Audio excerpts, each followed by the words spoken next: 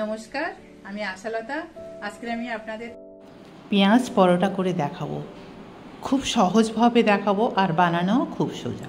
তো তার জন্য দেখুন এখানে পেঁয়াজ লাগবে, আমি আলু একটা নিয়েছি বয়েল করে, কাঁচা লঙ্কা, একটু ধনেপাতা, আর এখানে আমি আটাটা মেখে রেখেছি, গমের আটা। আপনারা এটা ময়দা দিয়েও করতে পারেন। আর একটু তিল লাগছে, সাদা তিল। এবারে পেঁয়াজটা প্রথমে কেটে নেব ছোট ছোট টুকরো করে। পেঁয়াজ পরোটা তো পেঁয়াজ লাগবেই, তো পেঁয়াজগুলো খুব সরু সরু করে কেটে নেব।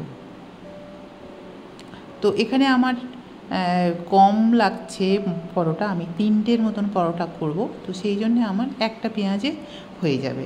মোটামুটি পুরটা একটু বেশি করে দিলে পরোটাটা খেতে অসাধারণ লাগে।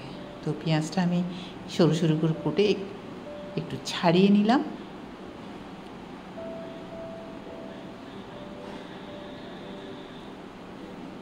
এবারে আমি একটা পাত্রের মধ্যে তুলে নিচ্ছি।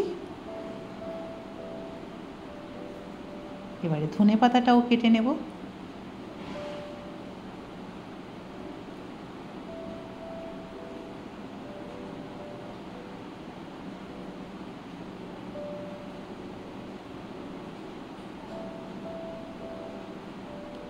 লঙ্কাটাও কেটে নেব ছোট ছোট করে।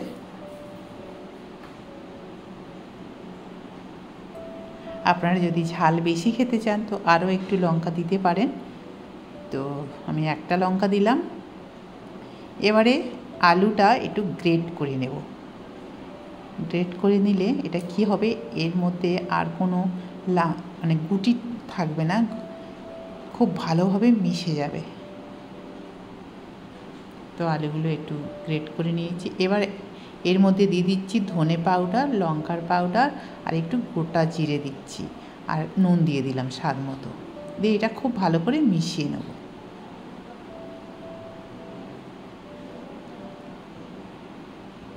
তো এটা মোটামুটি মেশানো হয়ে গেছে। এবারে আমরা আটাটা দিয়ে আমরা পরোটা বানিয়ে নেব।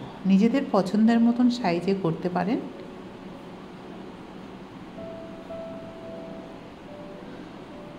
তো আমি এখানে ঘি দিয়ে পরোটাটা বেলে নিচ্ছি। আপনারা এটা প্রথমে আটা দিয়েও বেলতে পারেন, আবার তেল দিয়েও বেলতে পারেন। তো আমি দেখলাম ঘি দিয়ে বা তেল দিয়ে বেলতে আমার খুব সুবিধা হয়। আপনারা এটা আটা দিয়েও বেলতে পারেন, শুকনো আটা দিয়ে। তো যাই হোক, এটা বেলে নিয়েছি, নিয়ে আবার একটু ঘি দিয়ে দিচ্ছি। দিয়ে এবারে এই যে পুরটা রেডি করে রেখেছি, পেঁয়াজ, আলু, কাঁচা লঙ্কা, ধনেপাতা মশলা দিয়ে করে রেখেছি, এটা দিয়ে দিলাম। একটু পরিমাণে বেশি করে দিলে এটা খেতে ভালো লাগে। তো এবার আমি এখান থেকে একটু কেটে দিচ্ছি, দিয়ে এটা বানিয়ে নিচ্ছি এইভাবে। তো আপনারা আপনাদের সুবিধা মতন এটা করতে পারেন, যেমন বাটির মতন করে ওর ভিতরে পুরটা ভরেও আপনারা পরোটাটা বানিয়ে নিতে পারেন। তো আমি এরকম এইভাবে 3 কোনা একটু পরোটা করে নিলাম, নিয়ে এটা বেলে নেব।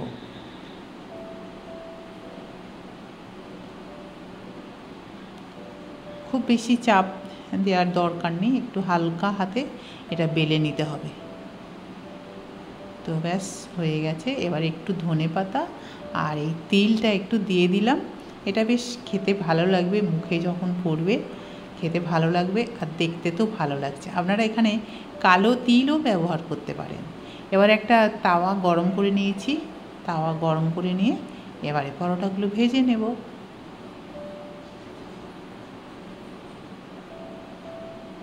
এক পিঠ ভাজা হয়ে গেছে, এবার এটা উল্টে দিচ্ছি।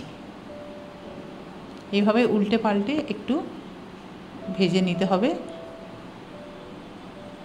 আর এবারে আবার একটু ঘি দিয়ে দিচ্ছি, ঘি দিয়ে আবার উল্টে পাল্টে এটা ভেজে নেব। খুব তাড়াতাড়ি হয়ে যায়, দেখুন কত তাড়াতাড়ি হয়ে গেল। এটা মোটামুটি হয়ে গেছে, 2-3 মিনিটের মধ্যে পরোটা রেডি।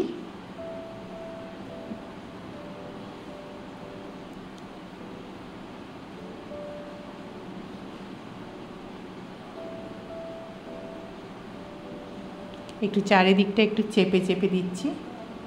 ব্যাস এটা হয়ে গেছে, এটা তুলে নিলাম। আরও একটা করে দেখাচ্ছি আপনাদের।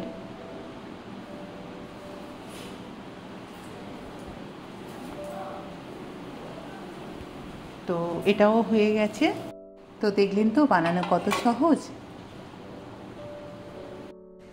আমার এই রেসিপিটা যদি আপনাদের ভালো লাগে তাহলে লাইক করবেন, শেয়ার করবেন, সাবস্ক্রাইব করবেন আর আমার বেল আইকনে ক্লিক করবেন, তাহলে নতুন নতুন ভিডিওর সাথে আপনারা আপডেট থাকতে পারবেন।